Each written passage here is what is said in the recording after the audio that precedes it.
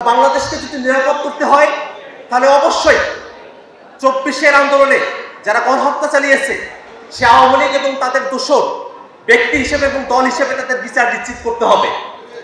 ২০২৪ সালের ৫ই আগস্ট নতুনভাবে তারা মুক্তির দিশা পেয়েছে।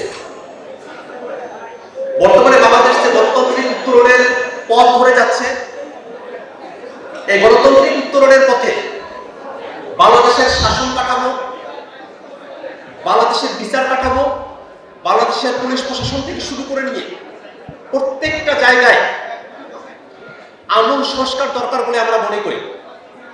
সে জায়গায় সরকারের তরফ থেকে সংস্কারের যে উদ্যোগগুলো গ্রহণ করা হয়েছে সে উদ্যোগগুলোর সঙ্গে আমরা আমাদের সংহতি ব্যক্ত করেছি।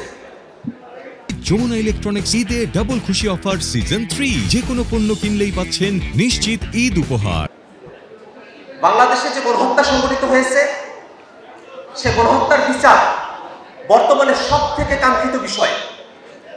যদি গণহত্যার বিচার করা না হয় তাহলে সময়ে সময়ে স্বৈরাচার ফ্যাসিবাদী যারা আছে ভবিষ্যতেও তারা বাংলাদেশের রাষ্ট্র ক্ষমতাকে দখল করে এদেশের বুকে আরেকবার তারা গণহত্যা, খুন খারাপি, রাহাজানি চাপিয়ে দেওয়ার মতো সুযোগ তারা পেয়ে যাবে। অর্থাৎ বাংলাদেশকে যদি নিরাপদ করতে হয় তাহলে অবশ্যই ২৪-এর আন্দোলনে যারা গণহত্যা চালিয়েছে সে আওয়ামী লীগ এবং তাদের দোসর ব্যক্তি হিসেবে এবং দল হিসেবে তাদের বিচার নিশ্চিত করতে হবে। আমরা বিশ্বাস করি বর্তমানে বাংলাদেশ যে সংবিধানের মধ্য দিয়ে পরিচালিত হচ্ছে সেই সংবিধান বাংলাদেশের মানুষের আকাঙ্ক্ষাকে ধারণ করতে ব্যর্থ হয়েছে। এদেশের মানুষের অর্থনৈতিক অধিকারের স্বীকৃতি এই সংবিধান দিতে ব্যর্থ হয়েছে। এই সংবিধানের 1/3 পরবর্তী কোনো সংসদ এসে সংশোধন করতে পারবে না এমন্ত্র বিধান এই সংবিধানে যুক্ত করা হয়েছে। এই সংবিধানে রাষ্ট্রের যে 3টি অর্গান রয়েছে এই 3টি অঙ্গের মধ্যে ক্ষমতার ভারসাম্য নিশ্চিত করা হয় নাই। প্রধানমন্ত্রীকে এমনভাবে ক্ষমতায়ন করা হয়েছে যার ভিতর দিয়ে সাংবিধানিক প্রক্রিয়াতে একজন প্রধানমন্ত্রী এদেশে স্বৈরাচারী হয়ে ওঠার সুযোগটা পায়।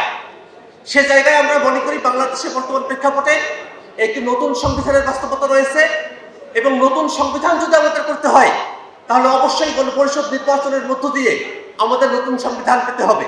এই কারণে আমরা সরকারের কাছে দাবি জানিয়েছি যে সামনের যে নির্বাচন হবে সে নির্বাচনটি একটি গণপরিষদ নির্বাচন হতে হবে এবং সেই গণপরিষদ নির্বাচনে নির্বাচিত প্রতিনিধিরা তারা বাংলাদেশকে একটি নতুন সংবিধান উপহার দিবে এবং একই সাথে তারা সংসদ সদস্যের যে ভূমিকা সেই ভূমিকাও তারা পালন করবে।